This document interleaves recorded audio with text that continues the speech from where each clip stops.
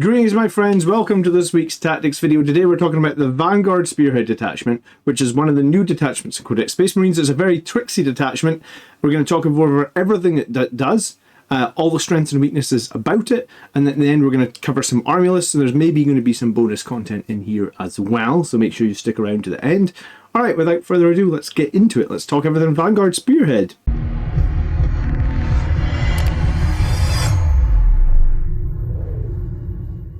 So thanks so much for being here, and if you are new to the channel, then my name is John and this is the Blood Angels Commander channel, and every week on this channel we tell you how to be a better Space Marine player or a better Blood Angels player. So let's get right in. So the Shadow Masters is the detachment rule, and basically means each time a range attack targets an Adeptus Astartes unit from your army, and if the enemy is more than 12 inches away, we subtract 1 from their hit roll and we get the benefit of cover. So this detachment, to me, is going to provide a good amount of survivability, likely on turn 1 and 2, because that's typically when you're going to be more than 12 inches away on all your units. And so -1 to hit against, if you think about, there's 6 values on a dice, so by lowering that by 1, you lower their chance to hit by 16%, and also you improve your armor save by 1, assuming that you're in cover, so you gain 16%. So those numbers can't just be multiplied together. The game doesn't really work like that. But this is a significant buff to survivability when the enemy are more than 12 inches away. The only issue I really have with this is I hate when your detachment rule gets countered by something kind of standard in the game. An example of that would have been like last edition, Blood Angels had +1 to wound, but then we would run into a lot of armies that were like transhuman, only wound on 4s. So our detachment ability would be completely countered. And in some ways it's very easy to get cover in 10th edition, sorry. Tanks, very easy to hide a tiny little bit of a tank and get cover. Units usually get cover. There's a lot of terrain here in 10th edition. So maybe later in the battle, you would think that you would lose some of your detachment rule here, but I mean, I guess really it's all about anything far away being more survivable. And I guess once we actually break down what this detachment does and all the shenanigans that it includes, then it probably means a lot of units that are maybe designed to score points rather than kill the enemy are going to get a lot of power in this detachment. Okay, let's talk about their enhancements. And there's 4 of them, and I've got them all here. The first one, the Blade Driven Deep, is one that I would say most players seem excited about. That basically means you would attach it to an Adeptus Astartes infantry model only, and while the bearer is leading a unit, models in this unit have the infiltrator ability. So basically any foot-slogging squad that can have a character attached, it doesn't just need to be foot-slogging, it just needs to be infantry, so jump infantry as well, will be able to infiltrate. So for a Blood Angels perspective, this means you could have a 10-man squad of Death Company infiltrating 9 inches away, being able to charge straight into the opponent's deployment zone on turn 1. That is a complete possibility. We have the Ghostweave Cloak, which can give a single model, basically stealth and lone operative. I can't think of a great example of why that would be useful, but I mean, I guess if you wanted a character, there are already some characters that can get stealth and lone operative, but maybe you wanted like something faster, like a bike, chaplain on a bike or something. Maybe there's an edge case here where the Ghostweave Cloak could be quite useful. Leave me a comment down below and tell me why, or what unit you'd put the Ghostweave Cloak on. I think it's possibly the weakest of their enhancements. The next one, Execute and Redeploy, is a Phobos model only in your shooting phase after the bearer is shot. If that unit is not within engagement range of 1 or more enemy models, it can make a normal move up to 6. If it does, till the end of that turn, it's not able to declare a charge. So what this means is you could bring some Phobos units in from the edge of the board and potentially shoot an enemy and then move 6 inches onto the objective and contest it. It also means that you could shoot an enemy with a squad of incursors to get +1 to hit and then jump 6 inches back into like an obscured position. There's definitely some play around Execute and Redeploy. I think it's kind of limited being at Phobos. Eliminators as well actually could get some value here because Eliminators are Phobos. But we don't see too many Eliminators, but I guess if you wanted a squad of snipers that were kind of untargetable every game, you could possibly do that. Shadow War is also a Phobos one, and once per battle after your opponent uses a stratagem, the bearer can use this enhancement. If it does, until the end of the battle, increase the stratagem cost to your opponents by 1 CP. So this is when your opponent has an army list built around specific stratagems. The second they use it the first time, you increase its cost by 1 CP, and that will remain to the end of the battle. And I think that's more significant than it was last edition, because people have less CP in 10th edition than they did in 9th. So increasing something CP by 1 is pretty significant. So yeah, I think the powerfulest one is the Blade Driven Deep. I think there's loads of units that could be used on, and I think the rest are more shenanigans type enhancements. And we're going to see a lot of shenanigans when we come to their stratagems. Alright, let's talk about the first one, a Deadly Prize. And this is basically, once you control an objective with an infantry or mounted unit for 1 CP, you'll sabotage that. It means the objective will be stickied, so you could move off it. But while you still control it, any enemies ending a normal, advance, fallback, or charge on that objective, or within 3 inches of the objective marker, on a D6, on a 2+, they'll take D3 mortal wounds. So basically, it's great to be able to sticky objectives. We know that. 1 CP is kind of standard for a sticky objective. I think Death Guard can do it for 1 CP, so this is fine. It's a little gimmicky, the 2 mortal wounds, because you would kind of still need to hold it. But hey, if you're going to hold an objective in the middle of the board and you're pretty convinced that you're going to need to hold that objective for the whole game, you could always just put Deadly Prize on it, and anytime the enemy move within while you still control it, it's 2 mortal wounds. I mean, potentially, I guess, over 5 turns it could do 10 mortal wounds, but realistically I think it's a bit more gimmicky. You're just going to do a couple of mortal wounds here or there. Armor of Contempt, we won't cover that. We know that all the Space Marine detachments get it. It's a good strat. It's one of the ones I use the most. Reduces AP by 1 on incoming attacks, both in shooting and fight phase. Strike from the Shadows is the only damaging increase stratagem that they have available in this Vanguard detachment. It basically means if you're more than 12 inches away, so you want to be more than 12 inches away to get -1 to hit and cover, if you're more than 12 inches away, you get to improve your BS by 1 and your AP by 1. Now, that could be very useful on, I guess, something like Devastators. You want to move your Devastators. You don't want to take that. They've got heavy weapons, so normally you would need to stand still. So you can move your Devastators. You could have more EP. You could have more ballistic skill. Once you've shot the enemy, they also need to take a battle shot test. So there's definitely units that could benefit from Strike the Shadows. It's not something that we're going to see all that much, I feel like. But there are definitely some units here that could benefit from that. Calculated Feint is very similar to the Gladius strat. However, this time, it's more guaranteed if you're full boss or scout. So basically, if your opponent's charge phase just after the enemy declares the charge, you can instead make a move of D6 or 6 inches if you're full boss or scout. So potentially, you can just move out of charge range. So it's useful. I don't know how often you're desperately going to want to save a unit of full boss or scouts, but you could use that 6-inch move to do all sorts of shenanigans. You can move towards another board quadrant to score points, or whatever you want to do. So or you could move off an objective. The opponent needs to kill something on an objective. Lots of different things you could do. It's a little bit shenanigansy, and I guess that's kind of how I see this detachment. It's more about extra movement or more stuff in reserves, or the increased survivability for being far away. It's not really a detachment focused on killing power. Next up, we got Guerrilla Tactics. At the end of your opponent's fight phase, you select 2 full boss units and or scout units from your army, and you remove them from the battlefield and place them straight into strategic reserve. Each unit selected for the stratagem must be more than 3 inches away from enemy models. So if you are going into the next turn and you maybe have stickied an objective and you think the opponent are not going to come in anywhere near that objective now, it's turn 4 or 5, they can't really redeploy, or they can't deploy onto this objective, you could just instantly pay the 1 CP, lift up your full boss units, put them in reserve, they're going to come on the board, they're going to be used for scoring. If nothing else, this is going to be really scory detachment. It's maybe not a killy detachment, but it does seem like it could do a lot of scoring. Surgical Strikes allows an infantry unit to gain all their melee weapons to gain precision. So I guess if you needed to assassinate a character, I guess this could be very useful. I haven't honestly used precision all that much, and I haven't seen it used all that much against me.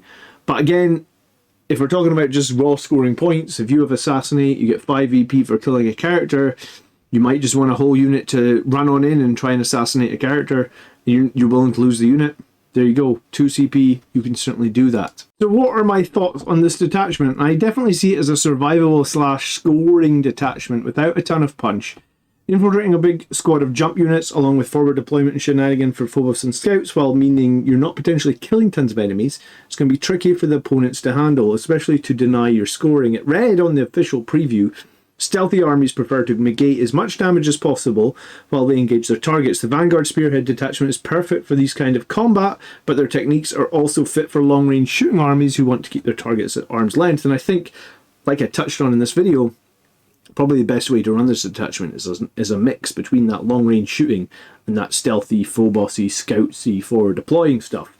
I've had a few people submit Vanguard lists to the channel, one of which we're going to cover in the next slides, but for me personally, as someone who wants to win via strength and firepower rather than tricks, I'm honestly not the biggest fan, and I think of what it does can be done similarly by the Gladius Task Force. I guess you have to factor in how much more survivable you think you'll be, with the whole army in turn 1 and 2 likely getting -1 to hit and cover, which is essentially the equivalent of a 1 CP strat. Smoke, but smoke on every unit, and smoke is a good stratagem. Like it's a stratagem that I often use every game. So smoking, Spaceballs quote, smoke them if you got them. Smoking your whole army, all your different tanks and everything is just going to provide a ton of survivability. And I guess maybe survivability and scoring outweighs killing. I guess that's a question for you guys to tell me in the comments. Is this the good detachment? Who's been running it? I guess it'll only be a matter of time if we see it win a tournament or something like that. But just last night on my other channel, the 3 Grots, we did our not so serious tier list of the new Space Marine detachments. It's definitely not so serious. It's probably the most fun video you've ever watched on the tier list on YouTube. So please, I'd love it if you check it out. There's a thumbnail. I'll link it in the video description below. But you'll definitely get a laugh or two if you've never watched the 3 Grots before. It's a fun podcast that we do on a bi-weekly basis. Goes out every Thursday. All right, let's talk about this army list. And for this part of the video, I'm about to be joined by James Fisher, who is a Blood Angels player who's been on the channel before. It was the one game where I played Flesh Tearers against the Blood Angels. So this is the list that he said that he's been playing. I'm going to read through the list and then we'll get James on to talk about it. So it's a Chaplain in Terminator armor with the Relic Shield and the Ghostweave Cloak.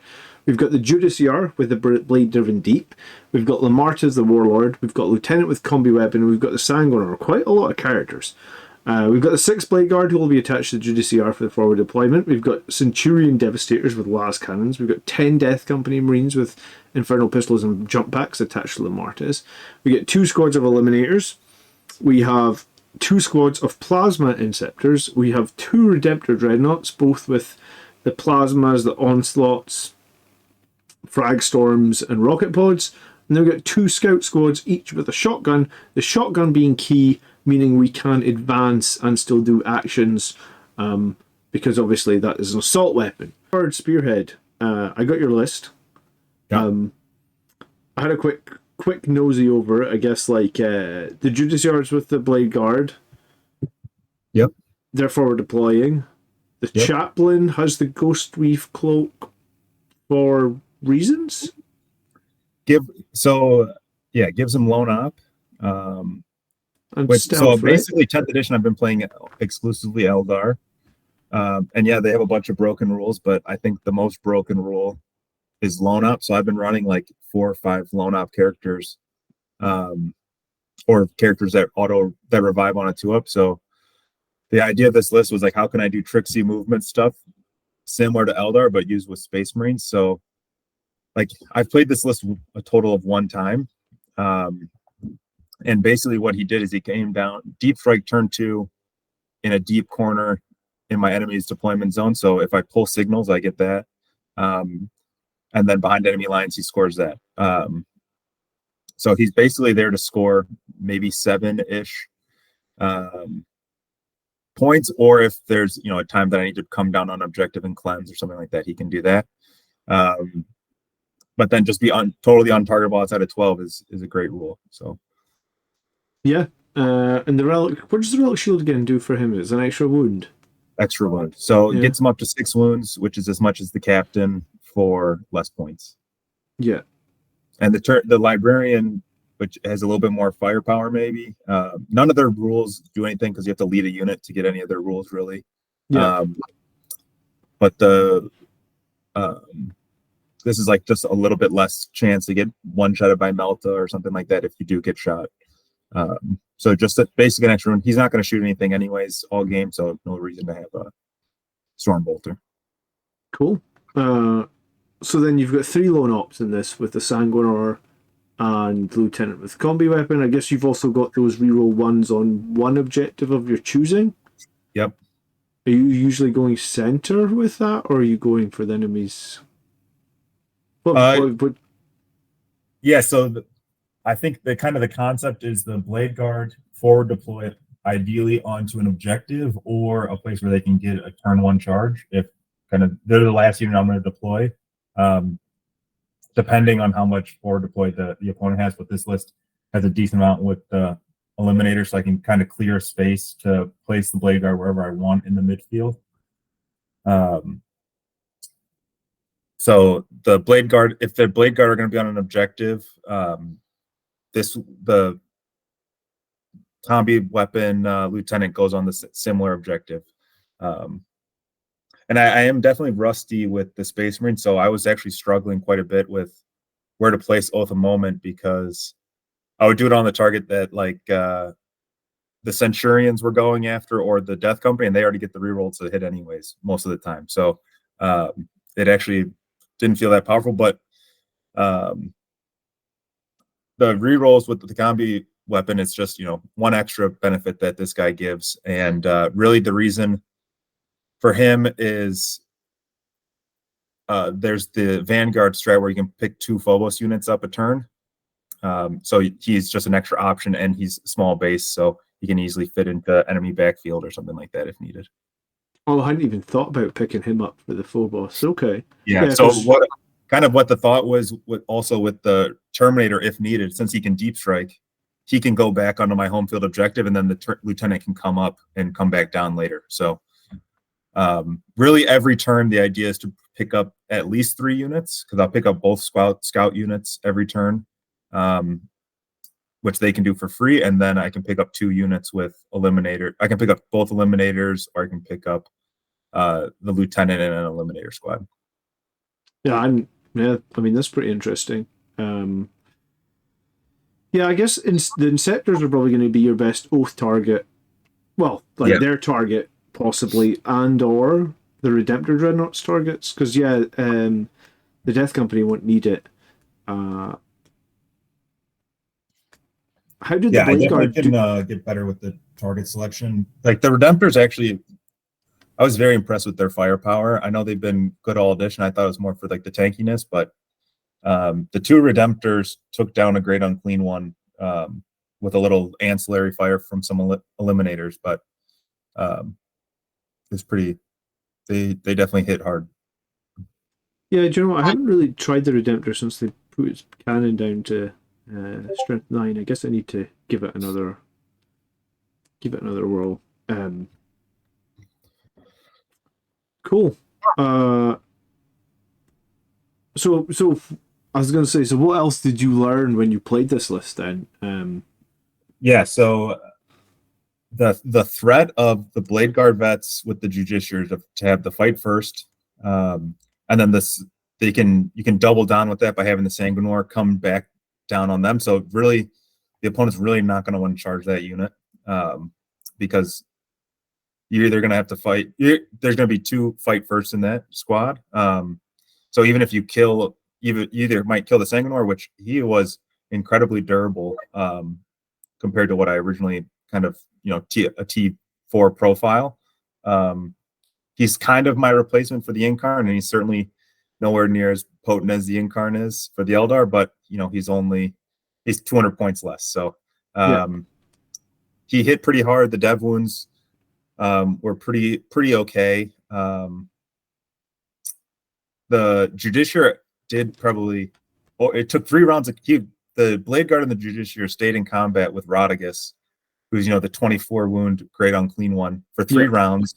And I ended up actually killing him with no other fire going in there. Just kind of the blade guard okay. did a total of 4 wounds, I think. One of those being a Neo-Volkite pistol that went through on the dev wound, and then the Judicer did the rest of the damage. So Wow. having the dev wounds is nice. And then they're just really tanky, and I just took the rerolls to 1 for the invul save every time, and save on a 4-up, and you get to reroll a third of your misses is really potent. Yeah, I found their buff is really good. The blade guard, both the shield and the sword, because you can use it offensively as well, and it does give them a good amount of extra reliability on. Like if you're fighting something, you're not going to have to worry about, like Nurglings or something, right? It's like they're never going to do any damage to me, so I'll just use the extra hits, and I found a lot of value in that actually. Yeah. Cool. What else? Lamarty's and the Death Company, they were as advertised. I got to use, the other Vanguard strat is if you're target of a charge, you can move D6 inches. Yes. I got to use that and got a 5 on the roll, so they were able to get out of charge range and get behind cover, and then set up for a 12. Set up for get to use their 12-inch move and get a charge like. It ended up being like 20 inches away because they got to move the 5, move 12, and then have a short charge with the reroll. So that unit's incredibly durable and does a decent amount of damage. The Inceptors did pretty well. They mostly are there to do actions, but they can kill a couple Terminators or Hearthguard or whatever needed. Yeah, I was going to say, I guess there is that one strat for Vanguard that can give you +1 ballistic skill, +1 AP, which actually might be quite nice on those Inceptors. Yeah, so my original thought was to use that on the Dev Centurions every time with the missile launcher and the las cannons. Oh, right, yeah. The issue I had with the Vanguard is their stratagem just puts you into strategic reserve, so you still have to come in 6 inches off the board edge. You can't, you don't get to come anywhere you like. So it was still somewhat limited firing lines for the Devastators. But yeah, I actually used it. Well, I didn't have to use it at all in this game because I was playing demons, so the AP didn't matter into anything. But the eliminators and the inceptors and the centurions are kind of the target for that strat. But yeah, everything worked well. The redemptors and the centurions give a lot of firepower. The eliminators give a decent amount of firepower. I thought about taking them with 2 snipers instead of the las fusils, just to try to pick off any characters, because I think characters are again super strong in 10th edition. But I just wanted a little bit of like a 30% chance, or maybe 40% chance with 2 of them to do D6 damage to a vehicle. Because I was worried about vehicles or big monsters with this list. I didn't feel like I had enough firepower.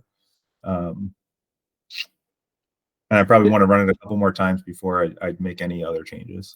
I was going to say, yeah, I'm desperately looking up Devastator Centurions because I don't really run them as Blood Angels. So they have what? You had them with a twin link las cannon and a missile launcher each. Yeah. Okay, and the missile launcher is what? Just it's D3 shots. Interesting. D3 shots.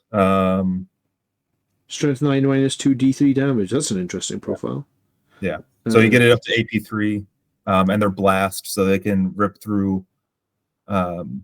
This list that I played was a pretty fun stat checklist. So it was 120 wounds of plague bearers, Be'lakor, and 2 great unclean ones. So you got to kill big monsters and you got to kill a bunch of chaff units. And these guys did work. They helped pick up Be'lakor through his -1 to shoot. And they picked up a unit of plague bearers pretty much every turn. I was going to say, I guess the twin las cannons with an extra point of AP and an extra +1 to hit is actually pretty tasty, right? Considering their innate thing for the Centurions is reroll 1s, So you basically hit on 2s, reroll 1s. So you're kind of guaranteeing all those las cannon, all those missiles just hit anyway. Mhm. Yeah, that's pretty cool. What and do you know what? I'm actually surprised. I'm just looking at the Centurion's fists. You actually get strength 5 -1 2 damage, and you get 3 attacks with that. So Yeah. so you get 9 attacks out of the Devastator Centurions in melee, -1 2 damage. It's not horrible actually. It's not terrible. For like when, because normally like the shooting, like if it was a Devastator squad, you'd think they're gonna do nothing. So I'm free to charge them. But they'll pick up 5. They'll pick up 5 Marines. They're pretty nasty. Yeah. Okay, who would have thought? Centurion Devastators. Interesting. Yeah, so I guess the meta things that you're missing then is everybody seems to love Repulsor Executioners, everyone seems to love Ballistus Dreadnoughts and Gladiator Lancers. Is there any space for those in here? Or you don't So I see had a that? Ballistus in here originally, and I swapped it out with the Dev Sense because they can get the +1 AP, +1 ballistic skills infantry only. Okay. And then I wanted to be able to do the pickup, which the only moving 4 inches. If the enemy is good at moving, you might have no targets after round 1 or 2, right? Yeah. So being able to move them to a totally different side of the board and open up all new lanes is pretty interesting. And you can bring them down and use like scouts to screen them as well. So then they're not really a charge target. So they can get around a shooting and then a charge in if someone decides to move things over there. Sorry, what strat is letting you move them around like that? That's the Vanguard strat for.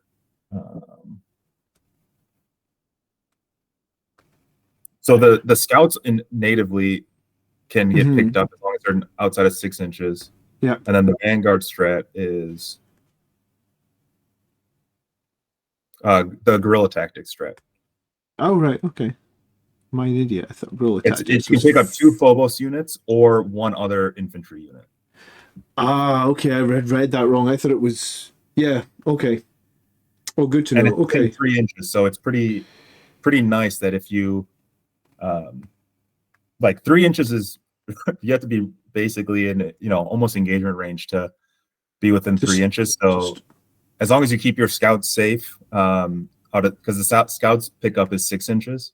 Yeah. So keep the scouts 6 inches away, then you can pick up either your Centurions or your Combi Lieutenant or both units of Eliminators. And being able to remove 4 units every turn is pretty busted.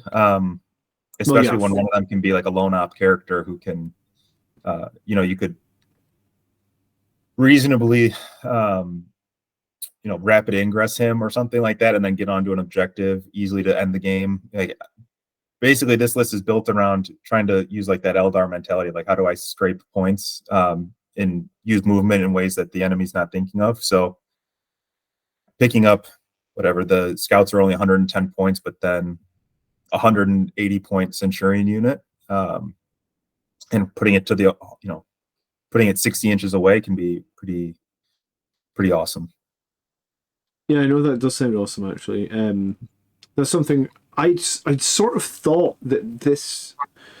Yeah, my gut thought was telling me like, right, this is a very sort of like tricksy list where like you should be building half the list as like killing power, and you should be building half the list as like what you said there was where it was like, right, we're going to have the 2 scout squads for guerrilla tactics, we're going to have a few Phobos units for guerrilla tactics, we're going to have some lone ops, but I think you've maybe just actually put something into practice that was better than the theory crafting, because when I just looked at the list I didn't have so you have 2 Redemptors is a lot of killing power. Sanguinor protects any of your Trixie units, or you can double down with the Redemptor, right? Like, hey, I'm going to bring the Redemptor. You can also pick the Sanguinor back up because he's an infantry unit. He can't, his intervene is only once per game, but still being able to bring him in a different part of the map. Lone operative as well, yeah. It's pretty nice. And he's fast. And then Lamarty's with the Death Company packs a punch. So you have, that's like 700, 800 points of killing stuff. And then Well, I guess more when you put in your Inceptors and yeah, Devastators and Blade exactly. Guard. Yeah, I know. I really like this list actually. So you won I the had you in game. mind when I was building this out. I was like, this is like a John-esque, maybe not enough shooting for you, but like very tricksy, like, hey, I don't care if I get tabled in this list. I'm going to score 98 points and you do whatever you want to do. I'm going to try to screen you as much as possible. I would love to figure out a way to get 100 points for some infiltrators. Like we had messaged about before, my original idea for this was a captain with 10 sanguinary guard. Yep. And with that list, I had 2 units of infiltrators because I didn't have the Blade Guard, I didn't have the Judiciary, I didn't have Lamardes, I didn't have the Death Company. It was just extra, more Phobos units to screen. But I did just No. play demons who could do a 3-inch deep strike, and it wasn't too much of a concern. The Death Company can basically act as like a sweeper unit for anyone in the backfield or the front field if they need. And then having the fight first is so big on the Judiciary and with the Sanguinor. Yeah, I hadn't even thought of the double. The double. Basically, if they charge your Blade Guard, you've got 6 Blade Guard that are fighting first. You could use the shield there, so you're rerolling ones, making them super reliable, and then the Judiciary, and then just for good measure, the Sanguinor comes in as well. I mean, that's quite a lot to deal with. Or what happened in my game is they charged my eliminators on with just like Poxwalk, freaking Plague Bears, and then Rodriguez charged the Blade Guard. So then I brought the Sanguinor over to the other side, and I was like, how many he only has 7 attacks. Okay, so I'm gonna 4 up half of those. So maybe you get 3 through. And then I'm hopefully it can go a little bit hotter, the reroll ones. So I was like, I'm just like ignore him and I'll just attrition him all game, and your thing's more expensive than mine. Yeah. And the Sanguinor cleaned up the Pox or Plague Bears on the other side. So he killed like 6 of them in his go, and then the 4 did nothing. So Yeah. It's kind of like, hey, I'm going to have all this little trash units, but I have this big threatening unit that can come down anytime. And, it's kind of a head games-ish list. And then if you leave your backfield objective unguarded, I'm going to teleport a chaplain on there with 6 wounds, who you can't shoot at either to clear them out. Even if you don't leave the backfield, you could just put him in the corner and have him slowly walk towards the objective. Well, he's going to score, most, I could probably go through my tabletop battle app stats or whatever, but I feel like I get behind enemy lines and investigate signals pretty much every game, or homers. Yeah, So yeah. in my game, I think he scored me 11 points because I got behind enemy lines, teleport homers, and investigate signals all with that guy. And they just can't pick him up. Yeah, and you don't want to send like a melee unit deep into the corner of the map, because then they're trapped there. And if you roll hot, then they're trapped there for 2 turns, and they're pretty much out of the game for 3 or 4 turns. Well, yeah, cool. Yeah. I want to play this list now that you've told me about it. Feel free. Yeah, I know. I only got 1 game before this tournament though, so I'm gonna play. I feel like I've got to play what I know, but this is yeah. It's pretty fun. I think it could use some fun. Like, I would be interested in playing around with different loadouts on the Eliminators. I don't know if you've mapped out what the optimal loadout is for them yet, if it's sniper rifles or las fusils. I was just thinking, if I go into a Knights game, I need every D6 damage thing I can get. But I don't think really strength 9 versus strength 5 really matters, except for the big Knights. So maybe it's better just to take the 2 damage stuff. Well, I actually haven't really used Eliminators. What is the profile of Las Fusel in 10th? Strength 9, D6 minus damage. 3 to 6. Heavy as well, so if you stand still, you hit on 2s. Yeah. And then they get dev wounds. The other thing that I liked about them is they get dev wounds if they stand still. I see.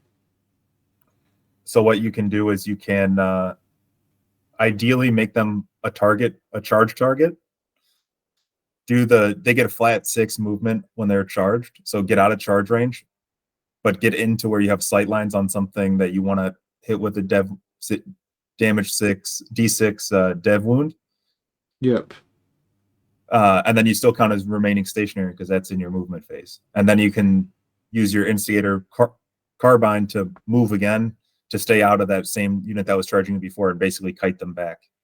Yeah.